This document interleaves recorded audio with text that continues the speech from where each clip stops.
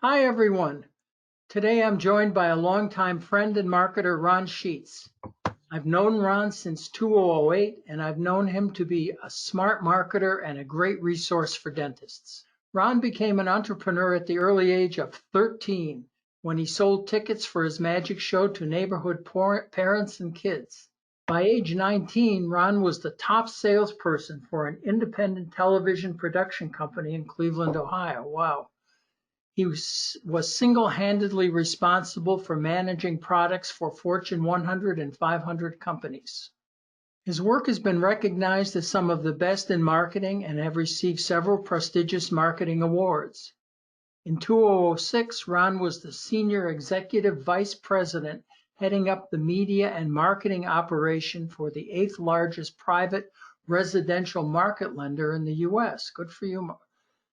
In the company's first year of eligibility, they were listed as one of the fastest growing companies in both Inc. and Entrepreneur magazine. Very impressive.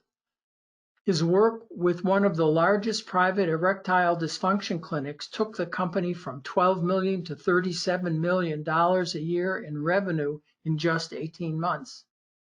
He's no stranger to independent dentists, too. In 2004, Ron started working with his family dentist, marketing her two-chair private practice. In 2015, she sold her practice, retired, and moved to Tampa, Florida, where today she enjoys family and traveling back and forth between Tampa and Fort Bragg, where she continues to practice dentistry, wow, with soldiers in the U.S. Army. She retired as a captain, having served during Desert Shield in 1990 and 1991. Ron has worked with many top celebrities and marketing gurus. He's a trusted advisor to many top dental people in the country, and he's authored 3 Amazon best-selling dental marketing books and has guest authored many others. Ron, thanks for joining us today. It's a pleasure to be here, Larry. Thank you. Okay, so let's jump right in. Ron, there are currently 61 dentists for every 100,000 people in the U.S. That's about 201,000 dentists. They're all producing various levels of production. What makes you an expert on dental practice marketing? Well, again, thank you, Larry, for letting me be here and talking with your audience. And that's a great question because I myself am not a dentist. But first, what I do doesn't get in the way of anything that the practice is currently doing in their marketing or advertising. Most of the work that I do with practices is for their internal marketing rather than the direct outreach to attract prospective patients. You know, there are enough experts in the dental space to help dentists find new patients. So really, to use a Disney term, I plus a practice's marketing approach and its system. I'm not a substitute for it or a replacement for it. So I provide high-level tools that they can never afford to create on their own. I work within the culture of the practice. So what I craft and I create for a practice is unique because it's based on the practice's dentist or dentists, on the staff and the philosophy and the culture within the practice. So technically, I could work with 2 neighboring dentists in the same community, and what I would create for each will be unique. It will differentiate one from the other because each doctor and his or her practice is unique, and that's what patients really want. They're looking for a dentist and a practice that they can feel comfortable, safe, and cared for in. The second thing, as I said, I'm not a dentist. I'm a patient and a marketer. So I experience the same thing that patients do and are able to understand it from a marketing standpoint. In fact, my primary business is in interviewing dental patients and finding out what's most important to them in their search for and their experience with a dentist or a dental practice. I capture, and tell those dental stories in marketing. Again, mostly internal marketing that pluses what they're doing already. So it adds valuable differentiation. The key is not about communicating more of the same things that every other practice is communicating. It's about communicating what's important to the patient. The unfortunate thing that I have discovered is that dentists come out of dental school as highly skilled dentists, but business cripples. You know, they get very little education on the marketing side of it in school. All right, I find that dentists rely on trial and error and investing thousands and thousands of dollars in advertising, as well as with advisors to discover what does and doesn't work. So they spend a lot of time looking for the magic bullet in their advertising and marketing that can attract patients. Many struggle with fees and competition. So what I create and develop for practices is built on what works. It's communicating the practice's value from the patient's perspective. All right. So let's face it, it doesn't really matter. And this is of no dispersion to dentists and all the folks that are listening. It doesn't matter how skilled the dentist is. If we're not communicating the right message to the patient, we appear and sound like every other dental office. Well, that's a really good point, Ron. When we think about the communication, so I mentioned that, there are key components to every marketing and advertising message. One of which is, who do you want as a patient? That's an important thing. The message or the language in the messages is critical to attracting the right kind of patient to the practice. So there are a lot of people who are considering dentistry right now. There are those that can afford it, those that dentistry can be made affordable for, and those that can't afford it. Most practices spend a lot of their time and effort focused on the patients who can afford it right now. So we all want to close the treatment that we present to them right now. Unfortunately, that's not realistic thinking. It's also not realistic to think that if a patient doesn't accept treatment right now, that they're either going to go find it elsewhere cheaper or they're never going to do it at all. Well, wait, let me ask you a question regarding the message. Yeah. Which do you think is more powerful, a positive or a negative message? Larry, that's an excellent question. It's one that doctors don't really ask themselves when they're constructing their marketing. There's no doubt that patients want to feel good about their choices. They want to feel good about who they choose, but they also want to be optimistic about the outcomes of those choices. In fact, they want to be absolute certain about it.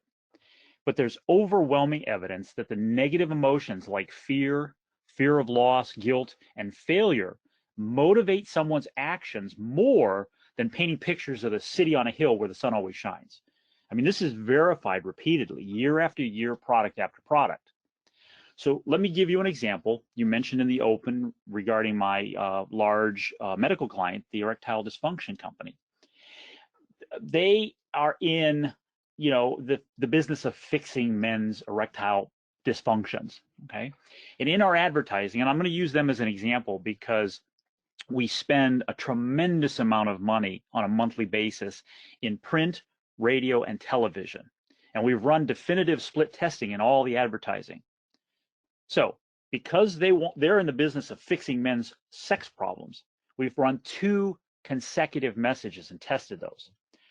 The messages contained in one of the ads was fix your sex life in 1 visit guaranteed. The other was discover what drug companies don't want you to know. Now, intellectually, you'd expect the first message to work better. It's the results that patients want. They want to fix their sex life. However, the second one, the negative message, the what drug companies don't want you to know, was 300% more effective. Wow. Do you know why that is, Ron?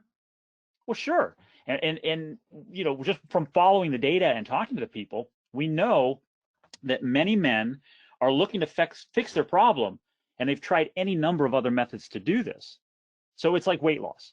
The average dieter tries between 55 and 130 diets in their lifetime. A man who has an erectile problem has likely tried any number of other possible solutions, including the little blue pill. And that little blue pill doesn't work for everybody. The negative message attracts the attention of these patients because there's more of them. So think about it. They've tried one solution after another. When they fail, they start believing the drug companies have let them down. Again, it's like dieters. They continue to search for the solution. With every failure, the patient becomes more motivated to find a solution. Just as there are men who are secretly seeking a solution one after another for their sensitive problem, there are a large number of people out there secretly seeking dentistry as a solution to their challenges. They're the ones that are online and they're looking and they're searching secretly. But nobody really wakes up one morning deciding to have implants, crowns, or bridges. They think about it a lot. And for many people, it's a dark place. So I try not to forget about this lesson. There's a lot of emotional copy in what I create that's about fear, guilt, shame, and emotional angst.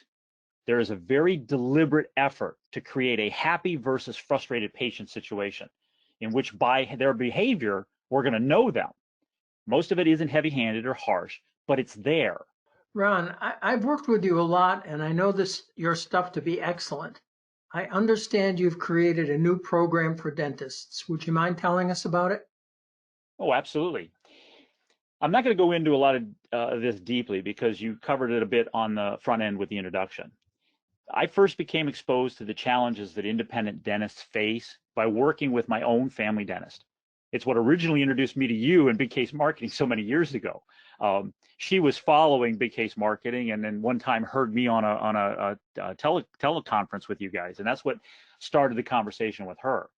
So Dr. Manber Panu ran a 2-chair practice, as you indicated, and that was in a little town near Cleveland, Ohio, North Royalton, Ohio. And at every dental visit that I went to, for my own dental visit, her and my conversations always got around to business. And I remember asking her if there was any part of her practice that she could improve, what would it be? And I remember her telling me very vehemently, she said if she could get past or make better the attracting the patients and then getting patients to accept treatment. So I said to her, I said, so you mean the sales part of it? It was at that point I knew that really sales was a dirty word in dentistry. And that started my career in helping independent dentists.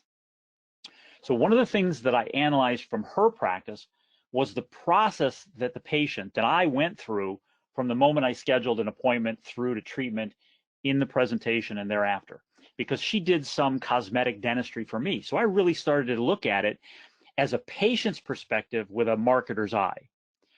More recently, it's led me to conduct my own research with over 5,000 dentists who follow me. And when I say follow me, they either subscribe to my newsletters, they've bought any one of my books, or they may be private clients. So I'm going to use this to establish a baseline for our examples throughout this presentation.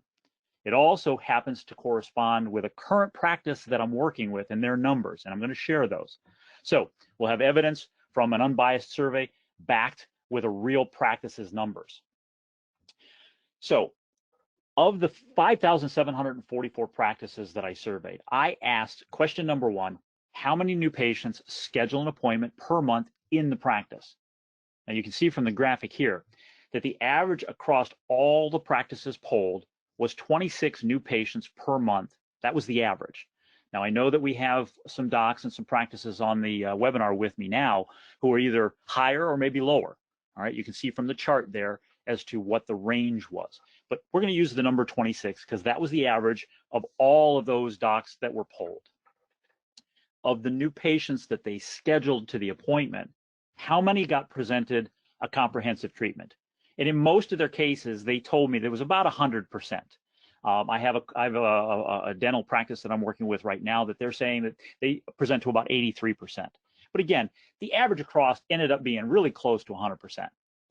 But then how many that didn't proceed with that treatment? So this is the lost or the undone treatment. It's a big opportunity missed in all practices. From the survey, from my survey, the average was 35%, or as shown here, 17 people put into treatment and 9 people were not. So 9 cases missed. Of the practices polled again, how many do follow up on those missed? And you can see from this chart, there's a lot of mixed responses, okay? More than 55% said yes, and then there's 45% that was a mix of maybe, it depends, no. So there's really kind of a non-definitive there, and it's really unique to each practice because a follow-up could be considered a telephone call, could be a series of telephone calls. But as you're going to see, I'm addressing follow-up as something much more in-depth, much more scientific, much more systematic. So with all that groundwork laid, I want to walk through the traditional outdated process that most patients experience at a dental office. And for those that are on the call, you can kind of analyze and see if this is true in your office. So the first thing that happens is the dental practice advertises. They're advertising for a new patient. There's a cost involved with that. Now this could be through pay-per-click advertising online, your website, direct mail, newspaper referrals, whatever it could be. You're trying to get a patient to respond. So when that patient responds, they set up an appointment. And oftentimes the communication with that patient doesn't really begin, the relationship doesn't really begin until they come into their first appointment. Now they may get a reminder about the appointment. But truly, the relationship, the communication doesn't really start until the first appointment, where they're going to get an exam, a cleaning, may get an assessment, and you may present some kind of a treatment to them. After that appointment, or when they're given that treatment, presentation, a case presentation is made to them, they're faced with a yes or no. Okay, are they going to move forward with treatment or not? And again, as I showed in that diagram, in that chart, about 9 people out of the 26 don't move forward. So this is the lost opportunity. And that's really when the follow-up should begin, a true in-depth follow-up, because they're leaving the practice without having accepted treatment. Now, this is all complicated with what we're experiencing right now with COVID-19. Practices have been forced to involuntarily shut down their practices. And really, aside from emergency, not doing a whole heck of a lot of much. Practices aren't advertising, they're not marketing, but yet they're still trying to operate, and there's still expenses being accumulated and going out. The other question is what's happening with the patients. In large parts, the patients are being abandoned, and what's going to happen to them when the all clear is given. For a practice that does survive, and unfortunately the reality is that there are going to be some practices that don't survive.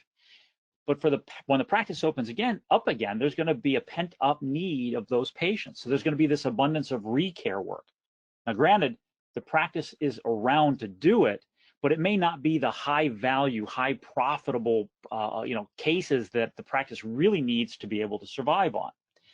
I just heard a press conference with the governor of the state of Ohio, where I'm located at, and he revealed kind of a vulnerability that I have recognized, and I'm sure doctors recognize in their practices. And he used a term which I think is appropriate, and he called it delayed healthcare, which I think is what we're in and what we're experiencing right now, delayed healthcare. And what it really reveals is that about 80 to 90% of dentists' work, any kind of their case-related stuff, is elective.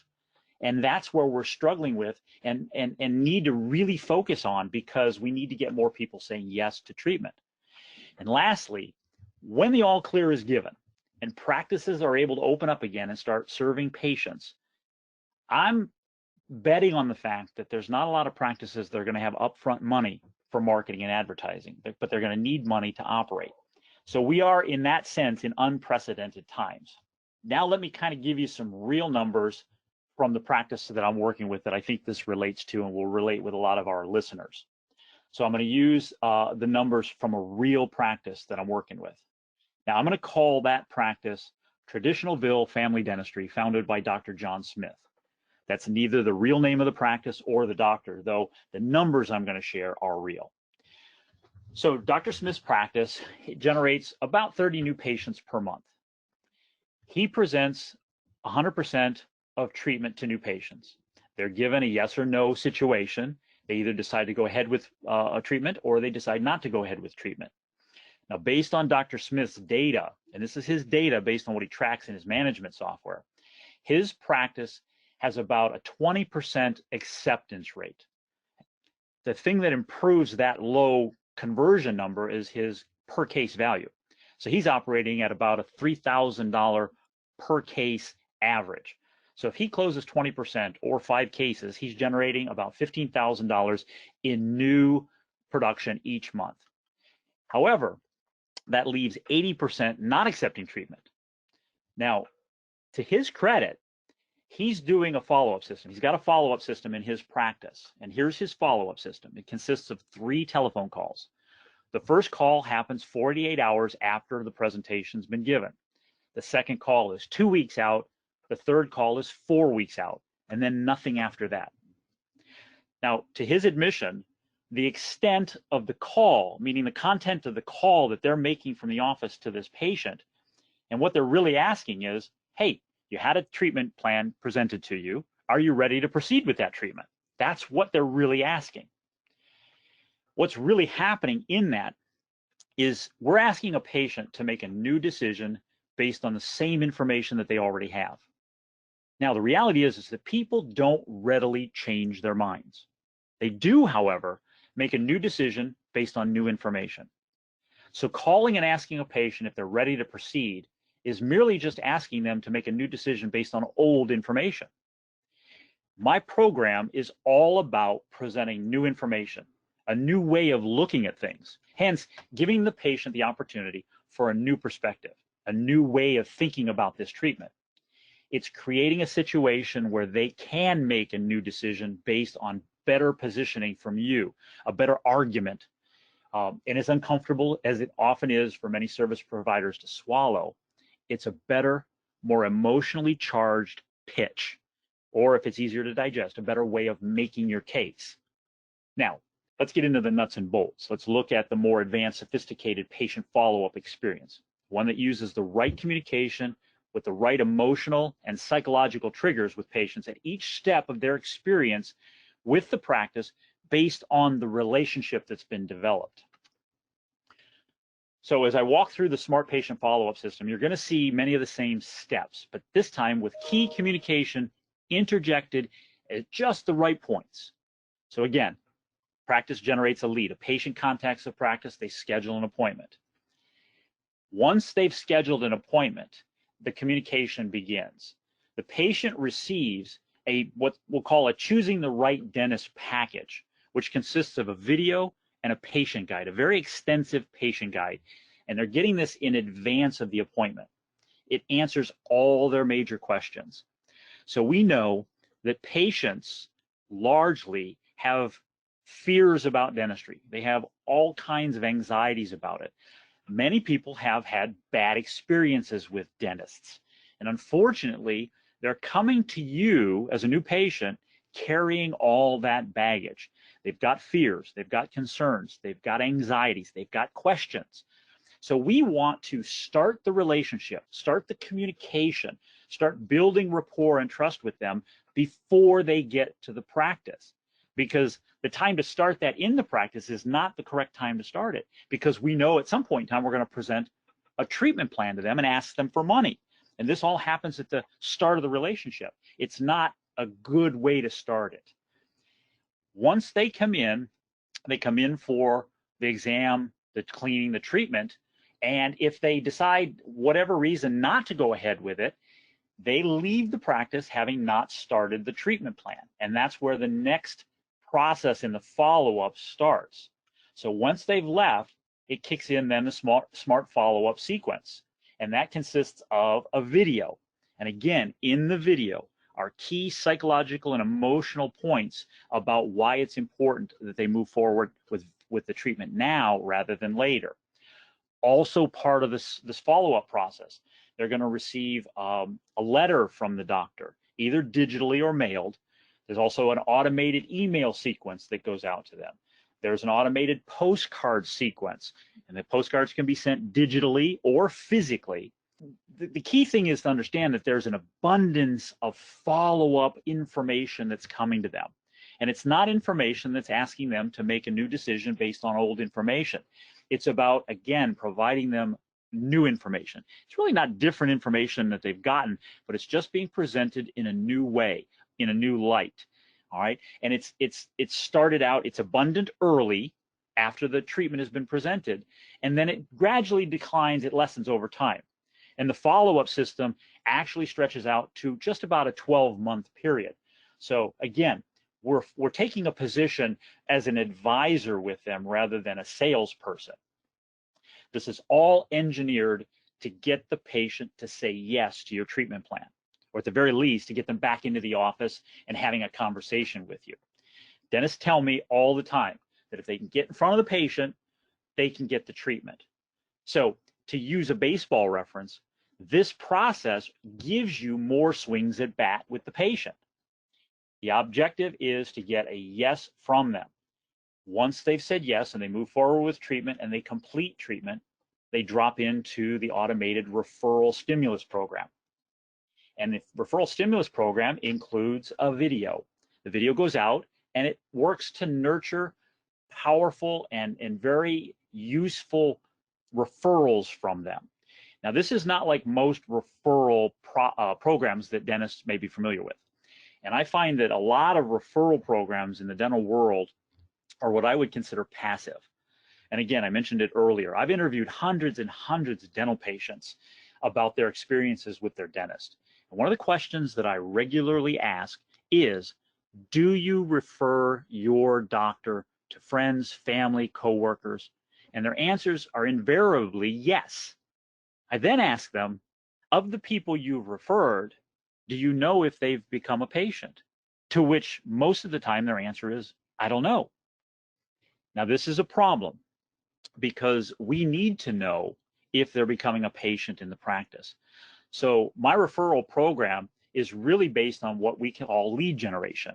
So we're asking the patient to refer someone to us. Give us a name, give us an email address, give us contact information. And on that patient's behalf, we're going to send them a very valuable guide of information, the patient guide. Now, this again goes towards leading, answering their questions. It's a matter of building rapport. It's a matter of differentiation. And the objective again of this is to get that patient that's been referred to call the practice and schedule an appointment. And as you can see from the system, it's cyclical. All we do is wash and repeat. The referred patient becomes the new patient, and the system goes to work on the new patient, all in an automated process. Ron, I've never seen anything this extensive in follow-up. Yeah. I thought it's been needed. It's something I always wanted to do. How did it come about? Well, in 2016, Dan Kennedy and I produced a program for Dr. Dustin Burleson, who's an orthodontist who operates 5 practices in Kansas City, Missouri. Dr. Burleson is a very smart marketer. And Dr. Burleson understood the business of dentistry, and he wanted to create a program to really standardize things. And that program became the basis of the Excellence in Orthodontics Area Exclusive Program for member orthodontists. And I know that there's people on our webinar now are probably familiar with that program.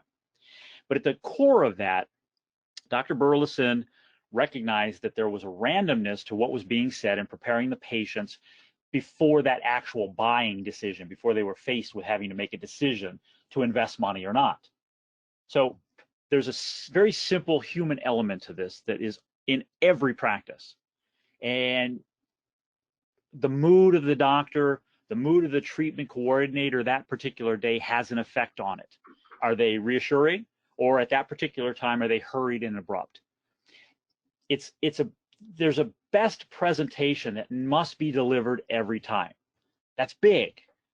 So there's a most effective way to cover certain ideas and information, but humans are notoriously resistant to memorized scripts and rehearsed practice delivery.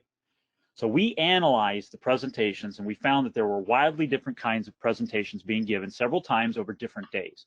And to nobody's surprise, there were wildly different results. Some patients said yes, some patients said no. And that kind of randomness is really not a good thing for a business that must operate profitably.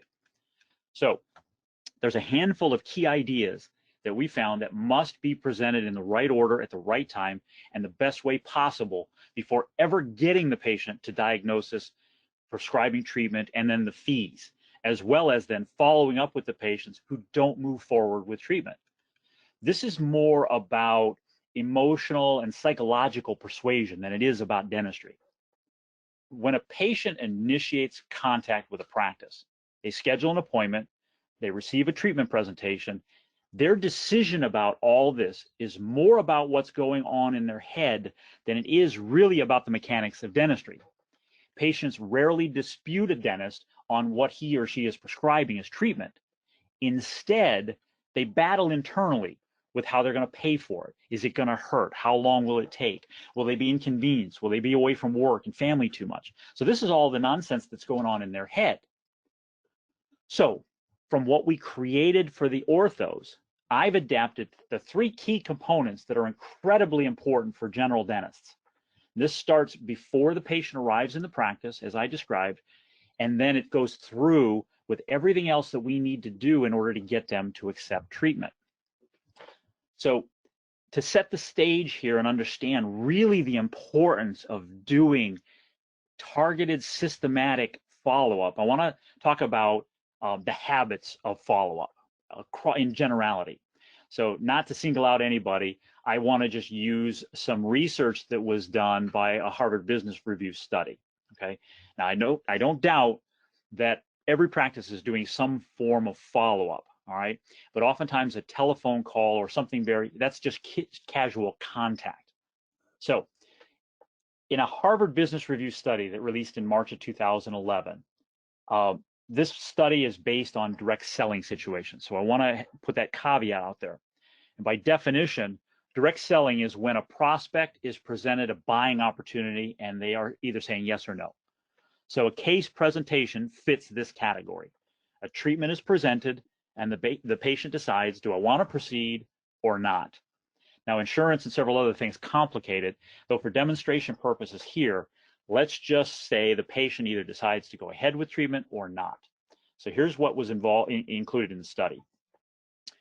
Based on the study, working from left to right in this chart, after a presentation is made, 2% of patients or clients or prospects that don't move forward at the presentation, 2% of them are closed into the sale after the first contact in follow-up.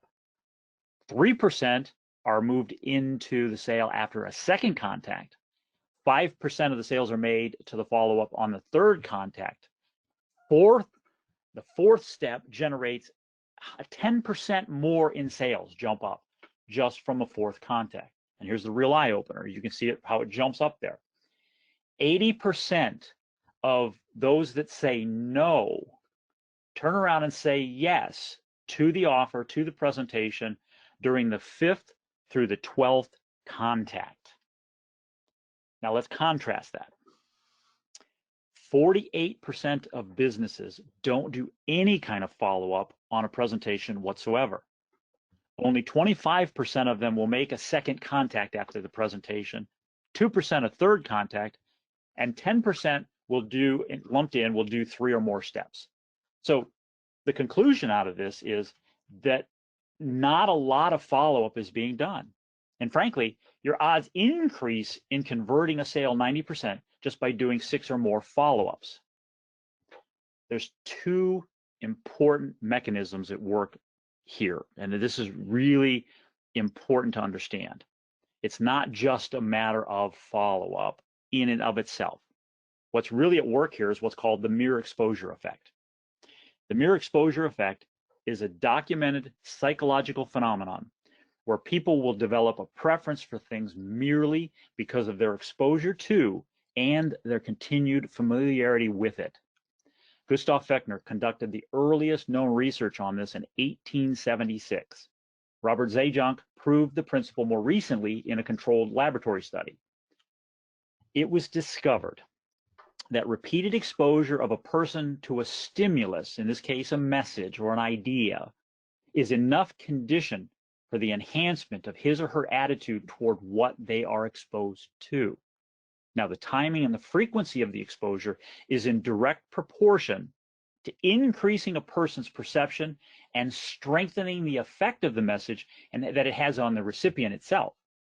Okay, so the mere exposure effect suggests that repeated exposure increases one's perceptual fluency toward it.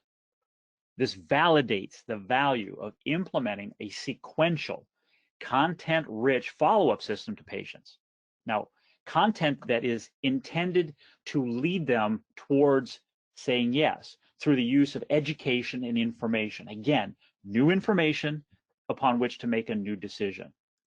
With that constant response stimulus mechanism, the asking them to say yes or to move forward to contact the practice, or what we call a call to action, asking for the sale. It's asking them to move forward with treatment. So again, if I digress for just a minute, it's providing patients new information upon which to make a new decision regarding their treatment. Second thing at work here, it's having the correct messages being communicated. So I mentioned this earlier. There is a most effective way to cover certain ideas and information. These messages must be communicated in the correct order and the correct way every time to eliminate randomness and increase measurable results. Because people are notorious for not wanting to follow choreographed messages and timing, I accomplish this through media. using media. It's about doing consistently what's proven to be successful. And really, there's no honor to becoming a successful dentist, operating and relying on spontaneity.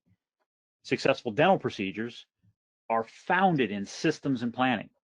So why wouldn't you want to do a planned, systematic follow-up? Why would you want to do anything differently? So really, this is the foundation of my entire smart patient follow-up system. Now, let me be clear here. In the term follow-up, it refers to the communication with patients after each step in their contact with the practice based on the next step needing to be taken to move that patient toward a decision or action.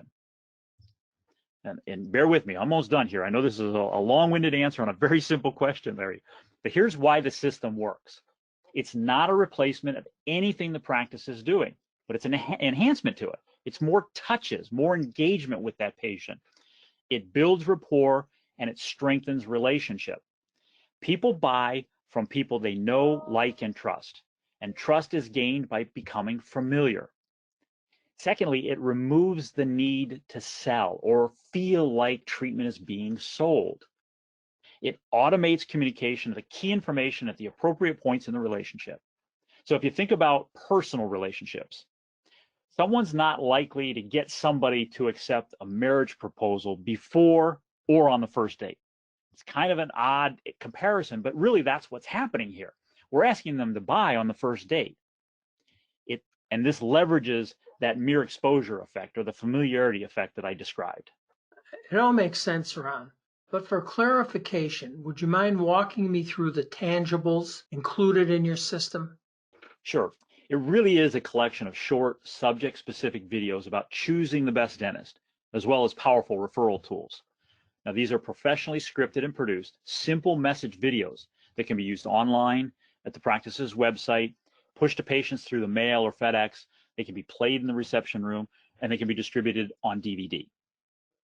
You've talked about preparing the patient for their first visit, for example. Yeah, that's right. This is a longer video. It addresses the key items. It's differentiation and specialization, about price and value, the emotional and physical health issues involved with dentistry, and the importance of acting now, not later. We really spent a lot of time in developing this message. This is done successfully in several other professions and industries for pre-sale situations in like real estate, financial services, investments, physical therapy, and on and on. The job of this video is really to make the doctor's job and the treatment coordinator's job easier. This avoids the practice being dependent on one superstar human to do all the real selling work and all the closing work, whether that's the doctor or the treatment coordinator. Again, this is media as reduction of manual labor and all the variables that carries with it. So I have a brief example here, Larry. I want to play an excerpt from the pre-consult video. So give me a second and I'll change over so that we can play that video, and then I'll come back in. Okay. You might be surprised what patients will tell us when sitting in the chair, which, by the way, stays private. The perception and appearance in social situations, in the workplace and elsewhere, is a pretty important thing for success in life. We're already having sort of a desocialization by, of all things, social media. We don't need people to feel like hiding out because they're ashamed of their smile. This is serious stuff.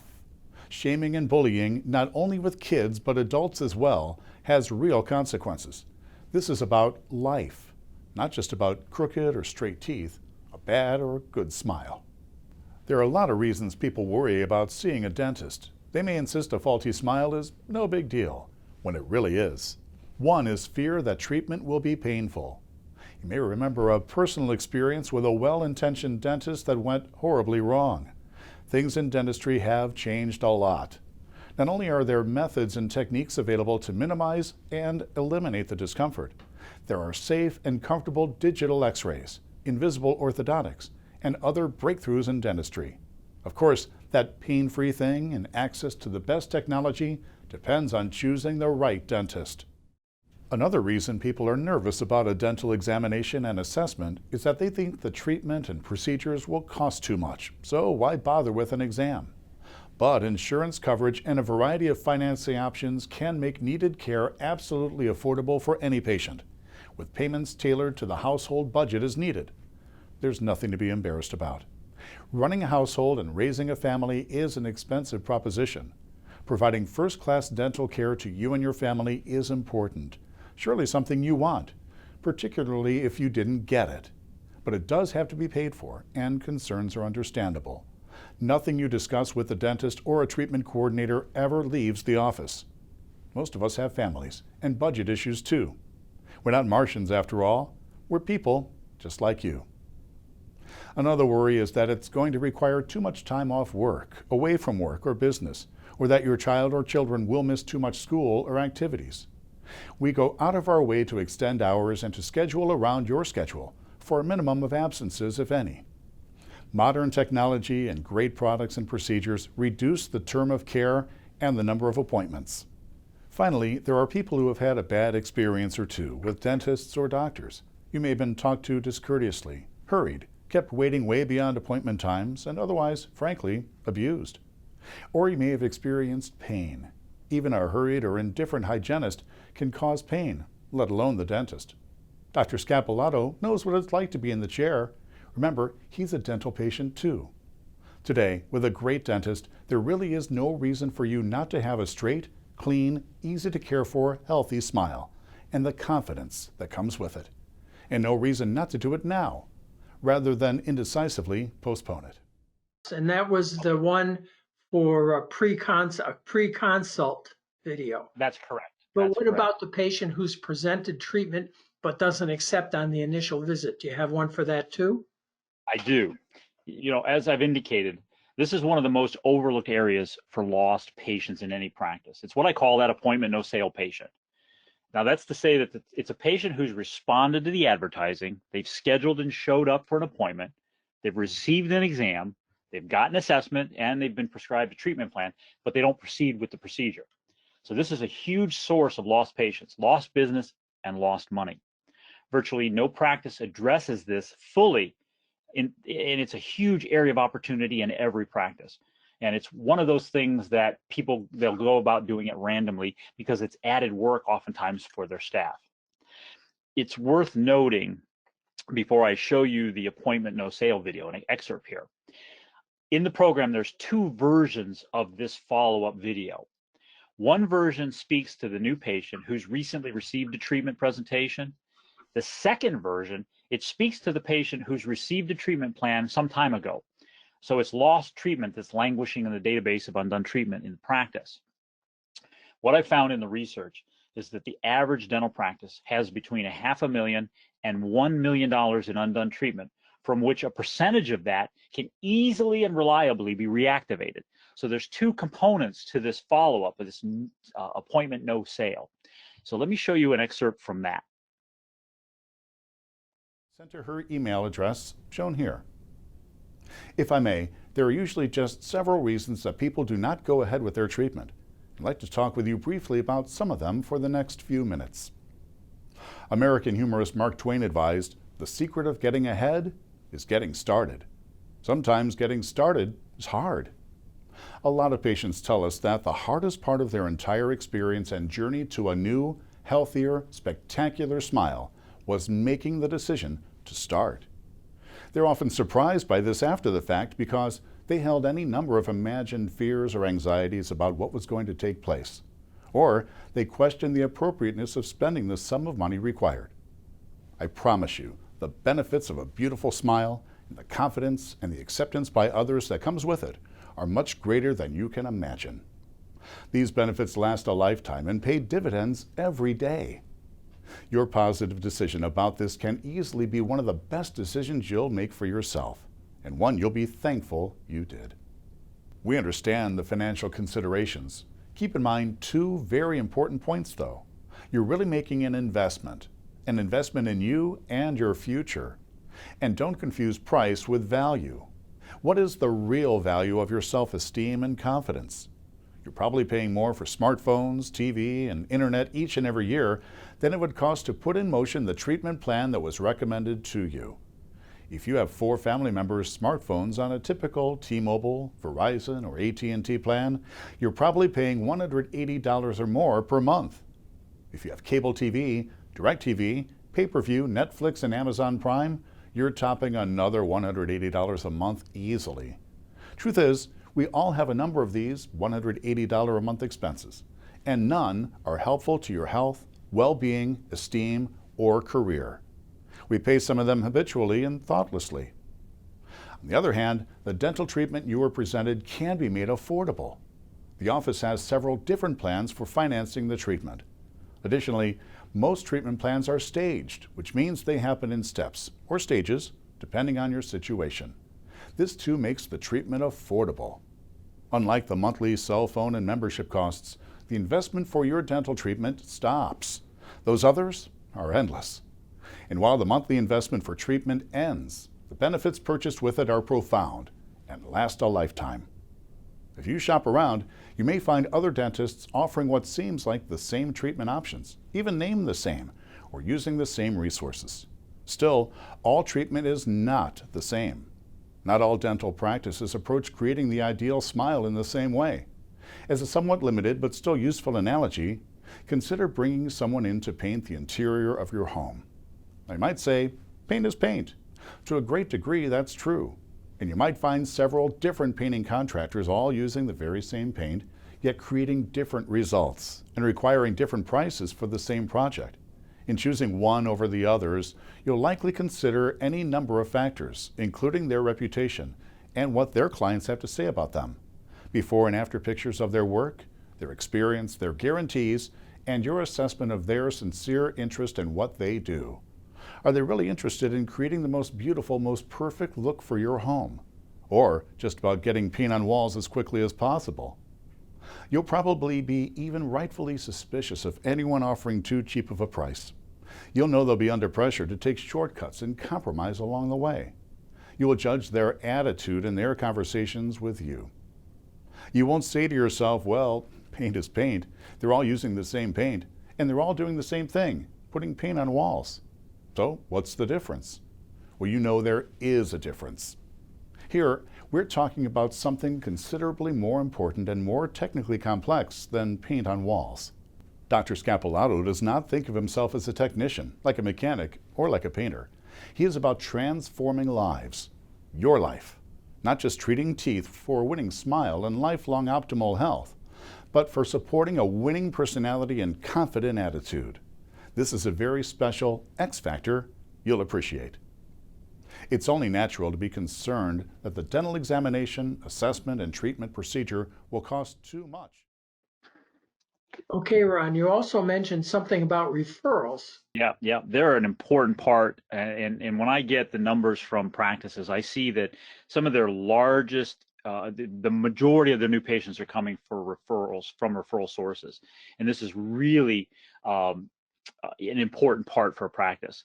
You know, the more thoroughly and satisfied and confident that a patient is with the way that they've made their decision and the reasons why they made it, the more enthused they are about actually the outcomes, and the more readily they are about referring the practice in greater numbers. So the back end effect of this and the other enhancements to the new patient buying process can easily boost referral rates by double-digit percentages.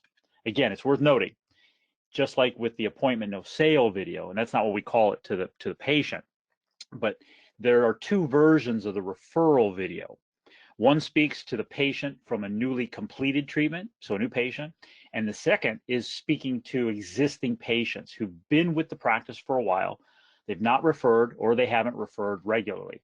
So again, let me just play a brief excerpt from that video as well. Sure, go ahead.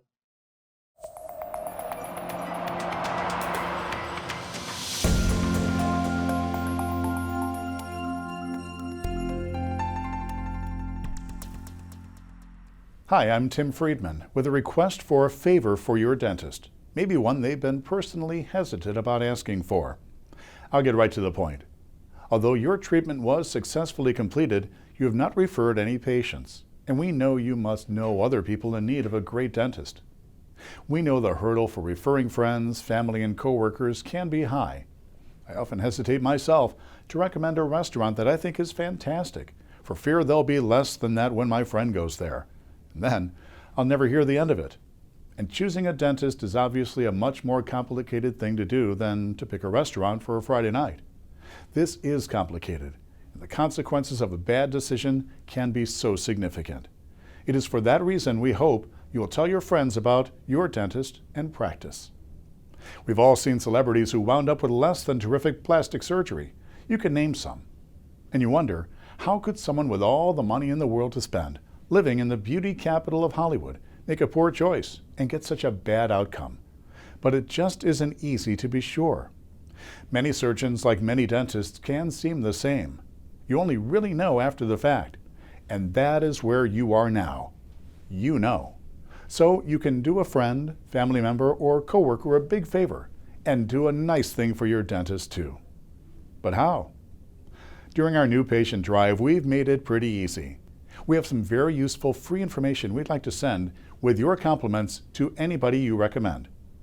Would you please take just a few minutes now to participate? The lifeblood of the practice is the referrals that come from great patients like you. If he could clone you with a magic cloning machine, believe me, you'd never see any advertising for the practice. I know that's how the dentist and the entire team feel about you, or you wouldn't have been chosen to receive this video. Of course, whoever you have the free information sent to will, if they decide to come into the office, be taken care of in the same professional and caring way you were. If they become patients, they'll have the same guarantees you do. They will certainly thank you for sharing what you know that they couldn't know in advance. Please call the practice and refer a friend, family member, or coworker today.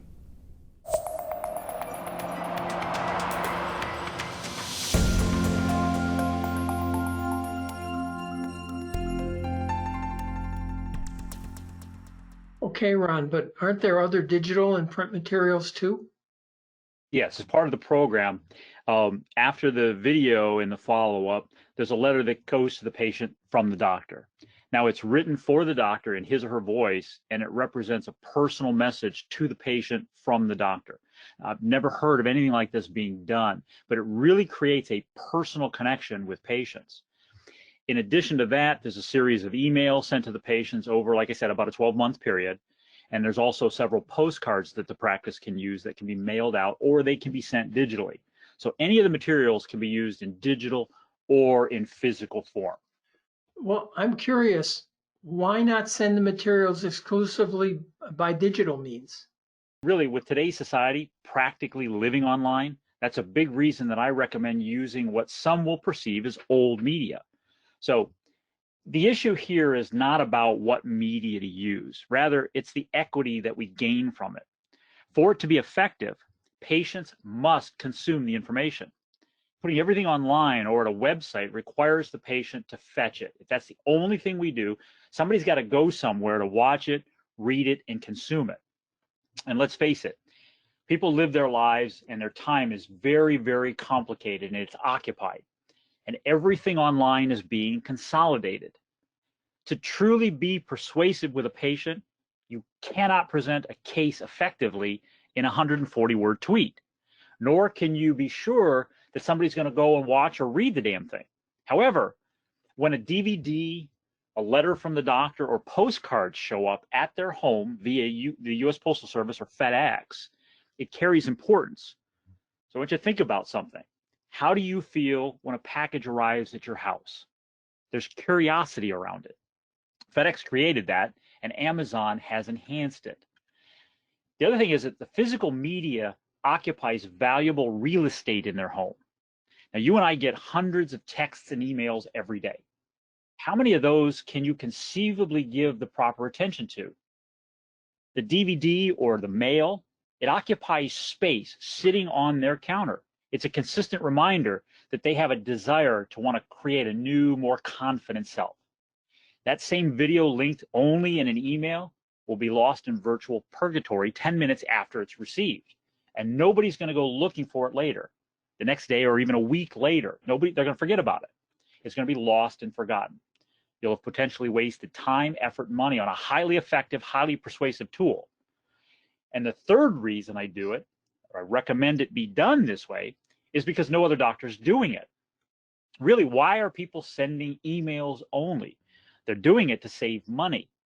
That's to say that digital, it's not to say that digital won't only work. I mean, if we're doing it only digital, it won't work. It will. Doing digital only with the right messages in the right order and the sequence and the duration, it increases the practice's conversion of those opportunities. But adding the physical components increases that opportunity immensely. There's a direct correlation to the amount of money that you invest and the amount of time that your patient invests consuming the material, directly related to the amount of money that you'll make from them. So in short, the more time they invest with you, the more likely they are to say yes to you. Again, this is the mere exposure effect at work. Now, this isn't a pie in the sky kind of idea or concept. It's based on over 140 years of psychological studies. Really, in the most basic terms, you spend money to make money. The practice that incorporates mailing the media increases their exposure and the odds of converting more treatment. Physical media isn't easily thrown away. It carries a perceived value like books do. I mean, it's physical. It's an invested value. Ron, what do you mean by invested? Well, Larry, a patient knows when they receive this stuff, it costs money to produce. So on an unconscious level, it communicates to those people that you, who's sending it, is investing in the patient, that you are different than all the other practices that that patient may be investigating. This is an unspoken, unconscious communication. It's powerful communication for just a few dollars investment. But wouldn't it also communicate that the practice might be expensive? Maybe it means that the procedures will be expensive? Well, to the wrong patient, yes. Though to the right patient, the one who has the means and is motivated to, no. It's actually going to have the opposite effect. You can't expect valuable patients to invest with you until you're willing to invest in them over and above the time and skill that you have to bring them. All right. So you have as number one the collection of short subject-specific videos, the pre-consultation video, the videos for follow-up that we saw, an undone treatment for both new and existing treatment presented, the referrals to both new and existing patients, the email sequence, and the print media pieces. Before continuing, can I get a frame of reference to what all this would cost? Sure, and that's an important question. The program that we produced for the orthodontist with Dr. Burleson, for Dan Kennedy and my involvement, the investment was over $250,000 to produce that whole program. Now, the components that I've borrowed from it and adapted for this program that are applicable really to the general dentist is in the $125,000 ballpark. That's based on Dan Kennedy or another A-list direct response writer, me, and the vast amount of research, analysis, the pulling and crafting of the best practices for the media and the production of those materials. It's more than the average practice could afford to invest on its own. My program really marries a solo practice with the kind of high-level, sophisticated marketing that the big companies have access to at about a 90% discount. Now, frankly, Larry, I don't really anticipate just any dentist to really appreciate all of this and to appreciate the associative power that's baked into it. It'll take a pretty progressive and sophisticated doctor to understand the true and total value. I think I've assembled and am delivering something exceptional and exceptionally valuable. Well, tell me, are the materials customized for each participating doctor? For example, are the videos filmed at the practice with the doctor? No, they're not filmed with the doctor or at the practice, and there's really two chief reasons for this. First, practical logistics and costs. As I described, this would be priced out of reach to the average practice by doing that. The difficulty and the cost really outweigh the benefit. So this programming is standardized. The second reason is more positioning related. As you saw from the examples and the excerpts, the practice is represented, the doctor is represented in the video by a spokesperson. The use of a spokesperson in place of the doctor creates a unique positioning for what we communicate on the doctor's behalf. It really allows us to say things to the patients that, frankly, the doctor and his or her staff would be uncomfortable saying, but it's absolutely critical that it be said. So by appearing as if the message is made for Dr. Smith, its endorsement of Dr. Smith has stronger influence. That's the thinking, at least. Of course, any practice is really free to separately film and provide a close or an open and close to the videos that can be added to the existing content if they feel inclined. Now, really think about it this way. It's like what AARP does. When they have a non-celebrity person who steps forward in the ads, which in turn is really just peddling United Health's insurance, he's a representative of the organization. If the same doctor appears in the ads as a representative of United Health, he's then a salesperson. So this is important. This is really as important as it is about what's being said. This is what we call mind hijacking. It flips a switch in the consumer's mind. The authoritative spokesperson voice is received differently than is the individual doctor's voice on the information and message we're sending. It's the same message, but received differently. The mind is literally hijacked just by the insertion of the spokesperson. With regard to the customization, the media and the materials, though, are branded to the practice and the doctor. So, for example, throughout the videos that you saw, the practice and the doctor are referenced by the spokesperson in the copy in voiceover. The background that we use, that it's behind the spokesperson, is chosen by the doctor. Now, this can be from a library of images that we provide, or it can be the doctor's office. It could be their waiting room and that, and we can lay it in the background. So it has the perception that it is, again, representing the doctor. The other materials used in print or digital, such as the postcard or the patient guide, those are all customized with the practice and the doctor's name and their identity. So once again, this would all be too expensive for a doc to do on their own. When I produced this program for Dr. Burleson in conjunction with Dan Kennedy, it carried a pretty heavy price tag, and that was for Dan's and my involvement. Only through a joint effort is this really affordable. So again, this allows the solo doc to step up to the big leagues and have what the big boys have at about a 90% discount.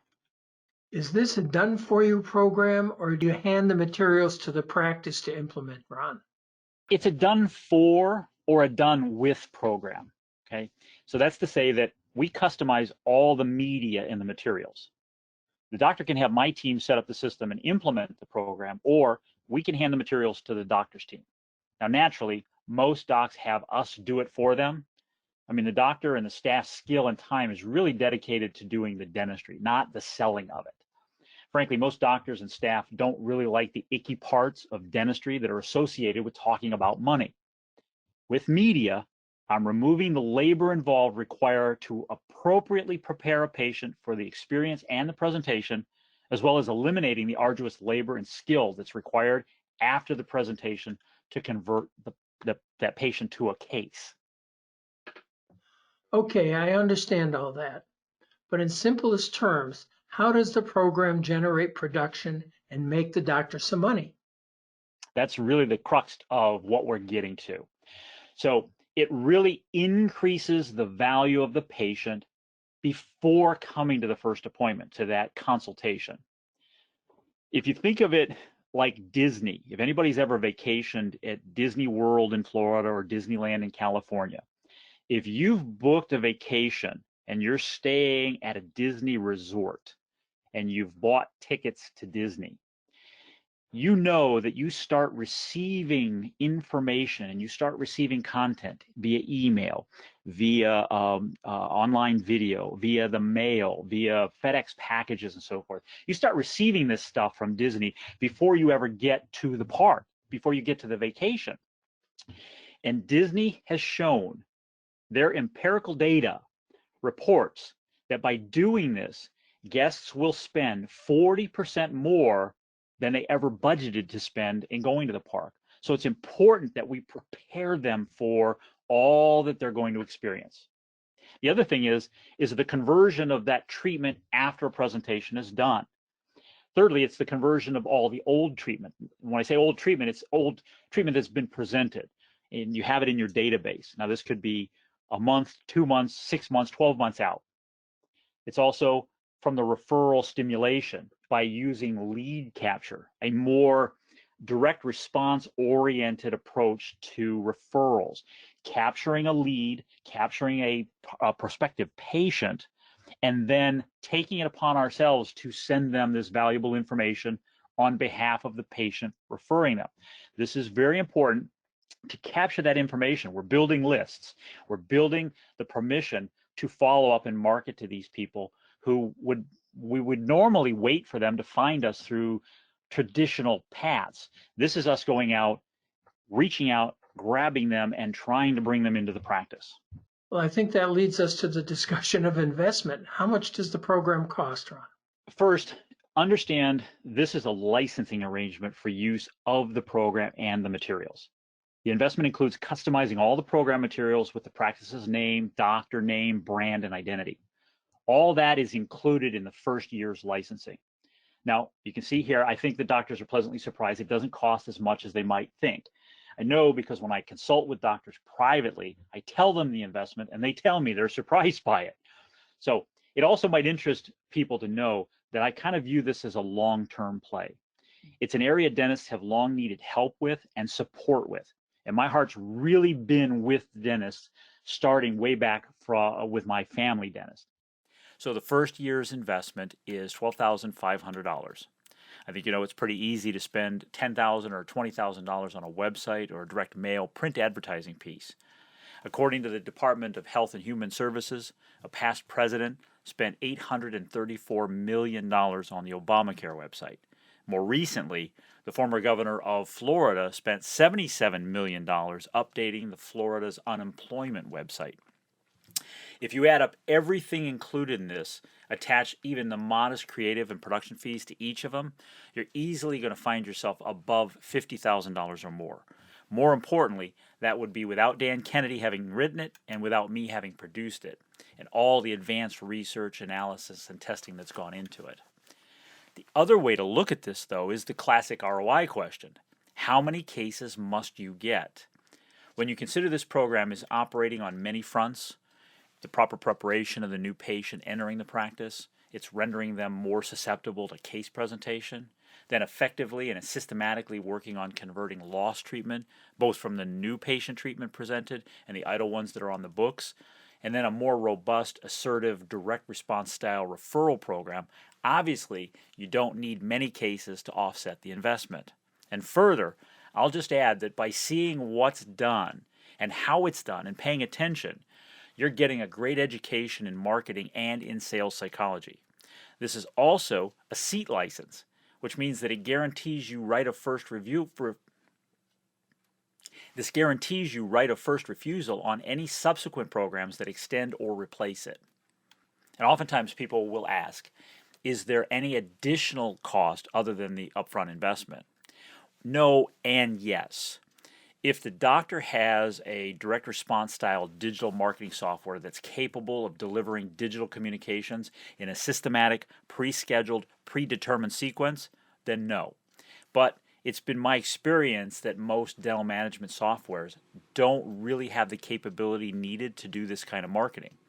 Therefore, I incorporate a simple, user-friendly, marketing-rich third-party system to deliver the media. We take care of all the setup and the import portals. The monthly investment on a system like that is based on how many names and email addresses are put into it. For example, a database of up to 10,000 names can be as high as $90 a month. But most practices won't need something that big, especially when they start out. As for inputting the data into the portals that we set up, which trigger the follow-up, someone within the practice can input the data of new appointments, undone treatment, and lost treatment, or we can provide a data person for the practice. Again, that's a small investment for a clerical person on a weekly or a monthly basis. That's all at the doctor's discretion. Should the practice choose to use the physical media components, they mail out the patient guide or the postcards and the letters and so forth, the investment for printing and mailing of those materials would be extra and is based on time and media costs for what's sent. Now, I have trusted and vetted resources that can handle this load for the doctor if they decide to go that route. In either event, the investment is minimal, and better yet, the workload is removed from the doctor and the staff if they want to do it that way. And most of my clients choose to do that. They want the done for them option. They prefer not adding more work to their or their staff's workload. I'd like to offer something to doctors who may be considering this that could be helpful. All business challenges are solved with math. To simplify the math on this, to decide if this will be profitable for a practice, if it makes sense to do or not, there are really only 4 numbers to consider. Number 1, your new patient flow. 2, the case value per patient. 3, how much value in undone treatment is there available to you that's been presented in the last 12 months that hasn't been converted to production? And 4, the percentage of cases that you're closing on now. Now, I warn you, you've got to be honest with yourself about these numbers. Trust the data, don't just make a wild-ass guess about it. If you also add the lifetime value generated from each new case, plus an endless chain of referrals from those, then your ROI from this increases dramatically, rapidly. The second thing I want to say is that the independent dentist should be concerned about what the future holds for them as a solo practice, notwithstanding what we're experiencing right now. I mean, dentistry has become an occupational hazard.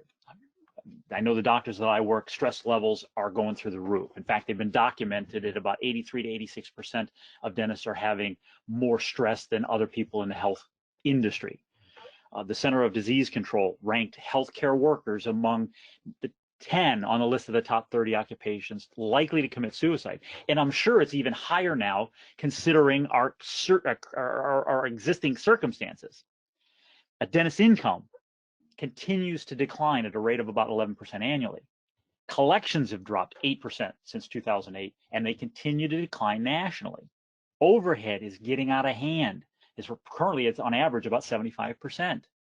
The Levin Group reports that practices lose on average 15% of their patients each year to increased competition and changing insurance plans. If for no other reason, this is an important number, is its attrition. The recall frequencies have gone from 6 months to 11 months. It's costing more, and it's becoming more difficult to attract new patients. Practices have a backlog of undone treatment that they can work from.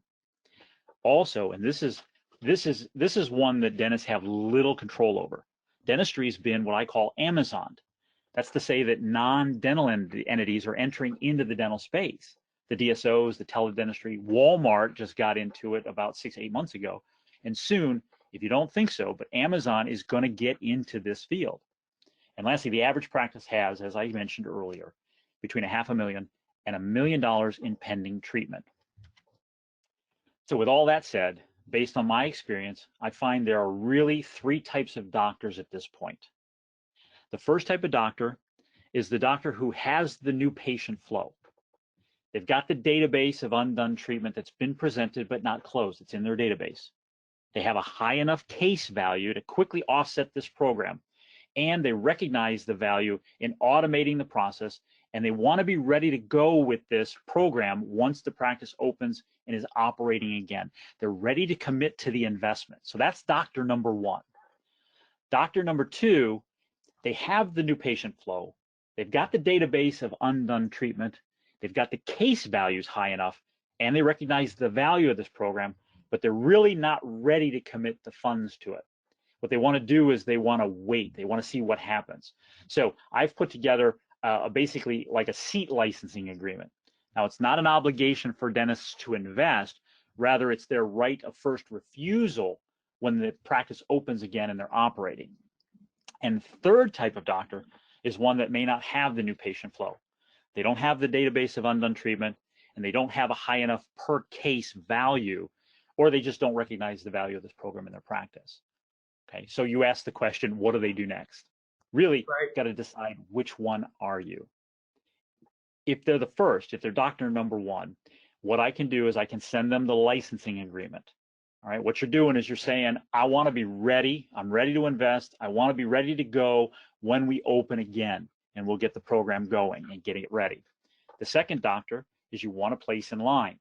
You want the time to think about it while you're in this holding pattern. You want the right of first refusal to start this once the doors open again. And if you're the third, then you do nothing. You really don't have to do anything because this isn't for you.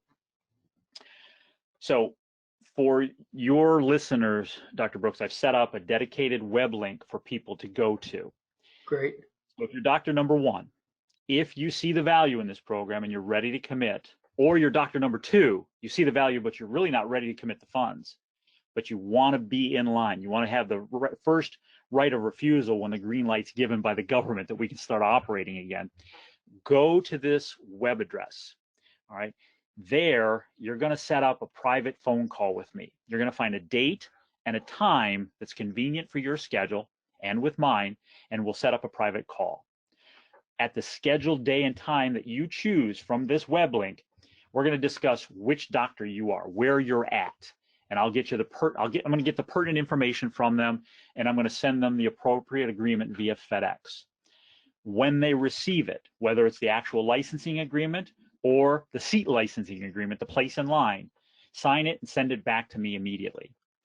Okay, so if they're doctor number 1, we'll get started customizing their program and getting the key components in place to have it ready, or as near ready as possible when the green flag is waved. What I mean by that is I know how much time it takes to get this program customized.